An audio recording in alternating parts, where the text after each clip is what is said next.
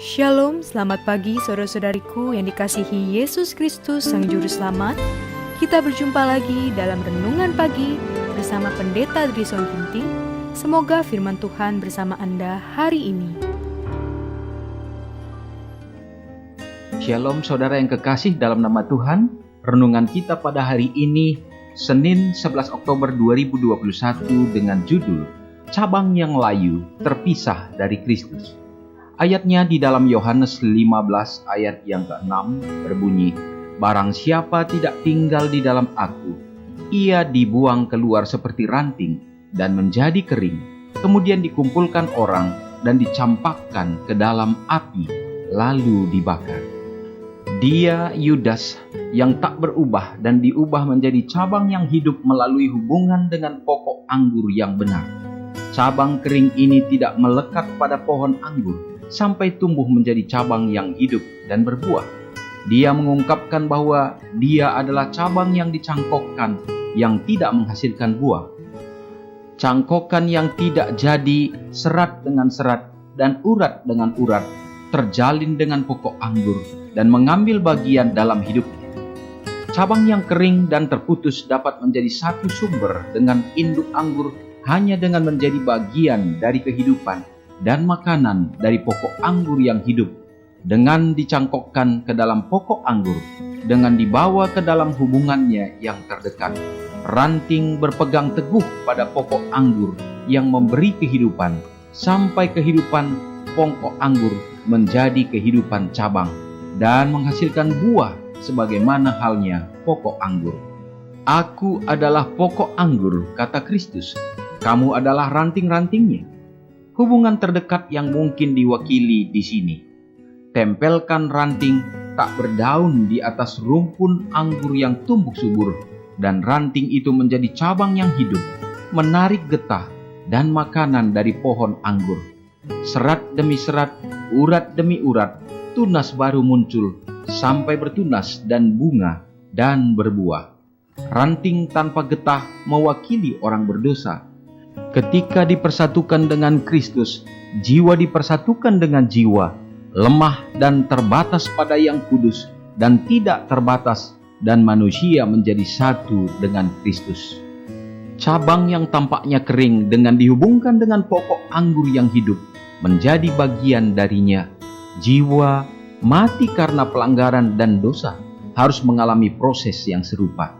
Ketika cangkokan menerima kehidupan, ketika disatukan dengan pokok anggur, sehingga orang berdosa mengambil bagian dari kodrat ilahi ketika terhubung dengan Kristus. Manusia yang terbatas dipersatukan dengan Allah yang tak terbatas. Ketika dipersatukan, firman Kristus tinggal di dalam kita, dan kita tidak digerakkan oleh perasaan yang merasa hebat, tetapi prinsip yang hidup dan taat. Saudara yang kekasih di dalam nama Tuhan, demikianlah hubungan kita dengan Tuhan yang digambarkan dalam hubungan antara pohon induk bersama dengan ranting yang dicangkokkan. Jikalau tidak terhubung dengan baik dan tidak dapat menyatu, maka dia tidak akan bertumbuh dengan baik. Dan kalau nutrisi-nutrisinya juga hanya akan menghasilkan dedaunan yang tidak menghasilkan buah, maka itu juga tidak sesuai dengan kehendak Tuhan. Maka kita akan dipotong dan dibuang. Jadi saudaraku, biarlah kita senantiasa terhubung dengan Tuhan kita, sehingga sari-sari makanan yang kita peroleh dari firman Tuhan, kita akan nikmati dengan tuntunan kuasa Roh Kudus, dan kita akan dibuat menjadi berbuah di dalam kehidupan kita.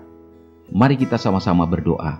Bapa yang bertahta dalam kerajaan surga, terima kasih Tuhan, oleh karena kami dapat dituntun dan dibawa untuk dapat memiliki hubungan dengan Tuhan. Kami dicangkokkan ke dalam tubuh yang utama, pokok yang utama, yaitu Yesus Kristus.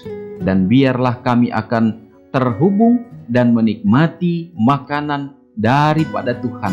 Melalui firman kebenaran yang Tuhan sudah nyatakan, kami dapat hidup di dalamnya. Ya Bapa, pada saat ini hamba-Mu berdoa, biarlah kiranya Tuhan memberkati umat-umat di saat akan melakukan segenap kegiatan di sepanjang hari ini. Tuhan memberkati dalam semua usaha tangan pekerjaan, supaya dapat menghasilkan dan membawa berkat-berkat berkelimpahan.